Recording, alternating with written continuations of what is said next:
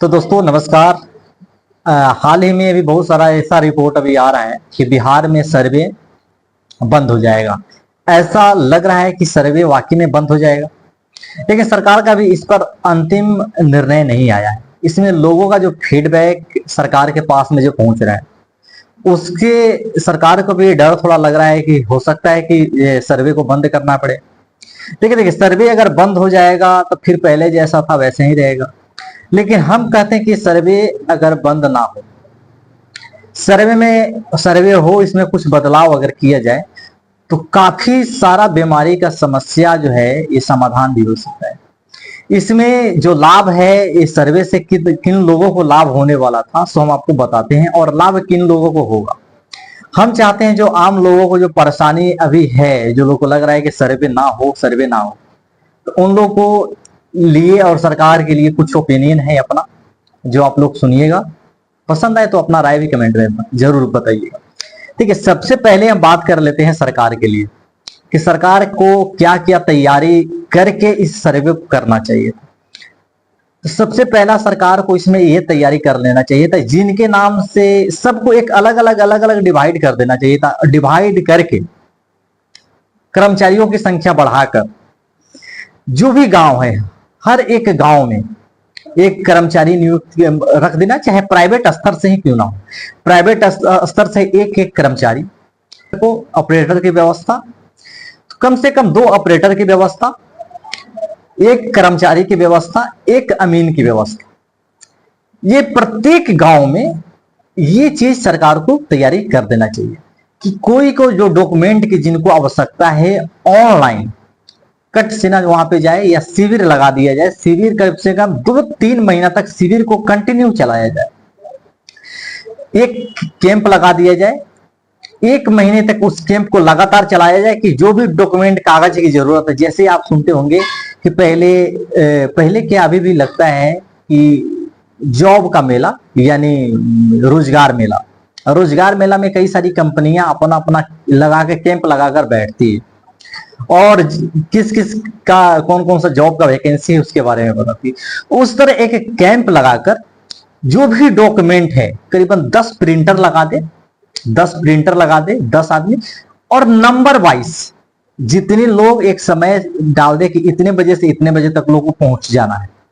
उतना से उतना बजे के बीच में अगर मान के चलिए गांव का 10 आदमी या 20 आदमी या 100 आदमी पहुंचते हैं, 100 आदमी को एक एक टोकन दे दिया जाए। टोकन 100 आदमी को दे दिया जाए, और टोकन वाइज उनका जो समस्या है, उस समस्या को, जो कागज का ज्यादातर लोगों का समस्या होगा, कागज वो निकाल के, जो उनके नाम से जो दिख रहा है वो कागज निकाल के दे दिए। अब बाकी जितने भी कागज है उनको ऑनलाइन प्लेटफॉर्म पे, हर एक कागज, चाहे एक छोटा सा फटा हुआ पन्ना भी हो, अगर नंबर भी हो, उसका भी स्कैन कॉपी करके पर नंबर नाम वाइज एक फाइल बनाकर, जिनके नाम जो रैयत होंगे उनके नाम से फाइल बनाकर, उनका जितना भी नाम का जमीन है, टोटल का खाता, खेसरा, जमाबंदी, अब बताएं कि जो भी दस्तावेज जो सरकार के लैंड रिकॉर्ड में जो भी दस्तावेज पर आदमी के नाम पर जो रिकॉर्ड शो कर रहे हैं, सभी को एक पीडीएफ फाइल में, एक फाइल में टोटल चीज अपलोड कर दिया जाए। पूरे गांव का उनका दस्तावेज से लेके, केवाला से लेके, और जिस पीडीएफ में उनका है वो पूरा एक फाइल अपलोड कर दिया जाए। हालांकि इसमें अपलोड किया गया है, खतियान को अपलोड कर दिया गया, तो खतियान काफी सारे लोग समझ भी नहीं पा रहे हैं। जो लोग जान रहे हैं वो लोग निकाल भी ले रहे हैं, आसानी है, देखिए आसानी है। लेकिन लोगों का सहूलियत की बात करें तो लोग काफी ज्यादा डिजिटलाइज भी नहीं है, कुछ लोग डिजिटलाइज हैं, तो लोग वो भी लोगों को थोड़ा समस्या आ रहा है समझने में। तो इसके लिए पहला जो ऑप्शन हम बताए हैं कि कैंप लगाकर जिनकी जो समस्या है पेपर का, उस पेपर को दिया जाए, जिनको फोटोकॉपी कराएं, पेपर दिया जाए। हाँ, इसके लिए अगर सरकार अगर चाहे कुछ शुल्क अगर बांधने का, तो कुछ अपना शुल्क बांध सकता है, जो जिसमें अब यहाँ पे किसी का मनमानी नहीं चलेगा। मनमानी इसलिए नहीं चलेगा कि मान के चलिए आज के डेट में लोगों का 5,000 7,000 लोग का जो आ रहा है, टेबल के नीचे से लोग पैसा दे रहा है, टेबल के ऊपर से लोग पैसा दे रहा है, या बाहर से पैसा दे रहा है। जो एजेंट है, ब्रोकर, इसमें तो खैर एजेंट ब्रोकर की सबसे बड़ा बल्ले बल्ले है, कि एजेंट ब्रोकर को तो खैर लॉटरी लगा हुआ है, उनसे संपर्क करके उनसे पैसा लिया, आपका काम हो जाएगा, उनका तो खैर जय जय है। आम आदमी पिसा रहा है। खैर हो सकता है कि जो मुख्य जो करने वाले हैं उनके पास पैसा नहीं पहुंच रहा हो, उनको ज्यादा नहीं मिल रहा हो, लेकिन जो बीच वाला जो है बिचौलिया वो कमा कर थई थई है, उसको मजा है, इस बहार है उसी का। होता है ना कि सावन भादो का जब मौसम आता है तो वो पिल्ला वाला जो निकलता है सांप, उसी का बाहर रहता है। सो यही बाहर अभी आया हुआ है लगातार, खुद हम आंख से देखे हैं। मेरे पास में भी एक दो आदमी के पास प्रस्ताव आया था कि हम आपका काम करवा देंगे, इतना पैसा लगेगा, उतना पैसा लगेगा। भाई ऐसा लगातार सभी जगहों पे। तो सरकार को कम से कम 1 महीना के लिए एक कागज का जो है, हाँ भले फोटो कॉपी हो, जो भी सरकार का जरूरी कोड है, चाहे पिकअप पर लाद के क्यों ना लाना पड़े, लाकर जो है जो भी है रिकॉर्ड है एक अपना रख ले, प्रत्येक नाम वाइज एक एक गांव का। जैसे एक प्रखंड है, उस प्रखंड में कई सारे गांव होते हैं, सब गांव के जितने भी, जो इसलिए कहेंगे बहाली जरूरी है, कैंप लगा दे। जिस तरह जॉब मेला लगता है, रोजगार मेला लगता है, उस तरह रोजगार मेला लगा दे, हर कोई को उसमें दे दे। जितने लोग आए, हमारे ख्याल से 1 सप्ताह में टोटल गांव का ही समस्या समाप्त हो जाए, सब कोई का पेपर ही आपको मिल जाए।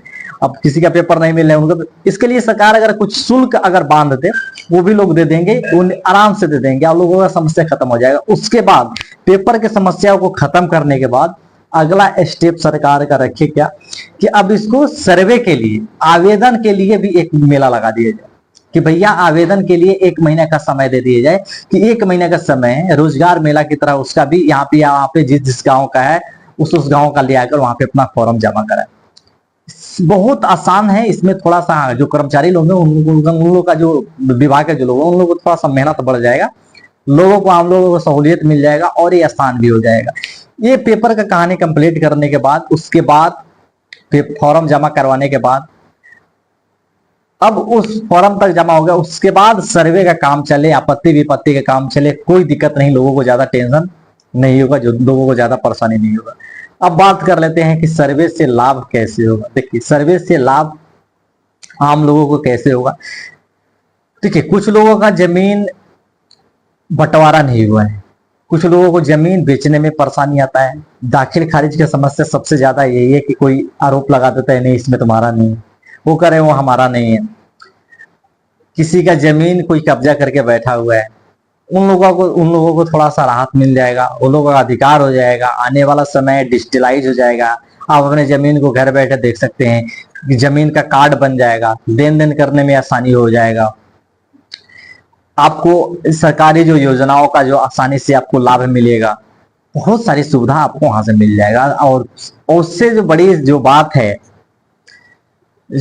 है कि आपका स्वयं का जमीन, आप खुद मालिक रहिएगा उसका। ऐसा नहीं कि अब बाबा दादा के नाम पे है, बाबा दादा पे किसका राइट होगा नहीं होगा। अब आपका नाम चलेगा, चाहे 50 साल हो या 100 साल हो या 200 साल तक रिकॉर्ड में आपका रहेगा।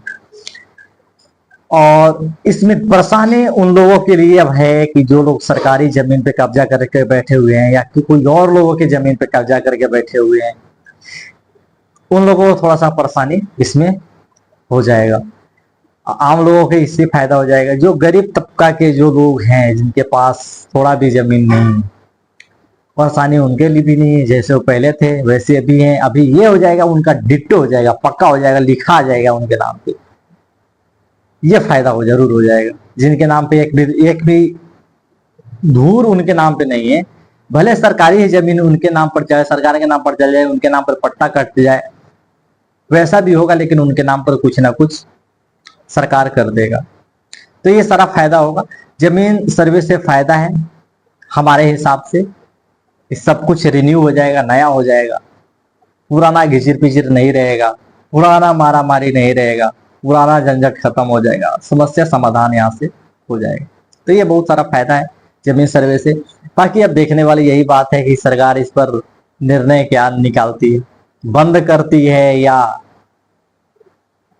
शुरू रखती है।